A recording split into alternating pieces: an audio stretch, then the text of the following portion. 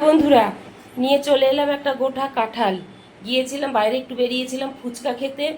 ফুচকা টুচকা খেয়ে সেদিনকে তোমাদের দাদাভাই একটা কাঁঠাল নিয়ে এসেছিলো। তোমাদের দাদাভাই একদম কাঁঠাল চেনে না, তো সেদিনকে একটা কাঁঠাল নিয়ে এসেছিলো।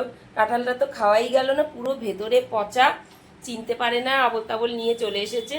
তো সেই কাঁঠালটা পুরো টোটাল ফেলা গেছে। আজকে আমি আবার একটা কাঁঠাল নিয়ে এসেছি। কি জানি কেমন হবে, বুঝতে পারছি না, আমিও কোনোদিন কিনি না। আজকে নিয়ে এলাম, ফার্স্ট নিয়ে এলাম কিনে। কেমন হবে তোমরা কমেন্টের মাধ্যমে জানাও তো, এটা ভালো হবে না খারাপ হবে, তাড়াতাড়ি করে জানাও। আমি এটা এখনই ছাড়াবো, তারপরে তোমাদের দেখাচ্ছি। আমার ছেলে ছাড়াচ্ছে, আমাকে ছাড়াতে দিল না। দেখো, হাতে নিয়েছে একটা ছুরি, ছুরি নিয়ে কাঁঠাল ছাড়াবে, কিছুতেই আমাকে ছাড়াতে দিল না, নিজে ছাড়াবে। দেখো, ছুরি দিয়ে দিয়ে কেটে কেটে রোয়া বার করবে। দেখো, ফ্রেশ করে করে তারপরে ছাড়াচ্ছে। এই যে মোটামুটি ভালোই খাজা কাঁঠাল বেরিয়েছে, তবে আমি আবার একটুখানি গালা কাঁঠালটা পছন্দ করি।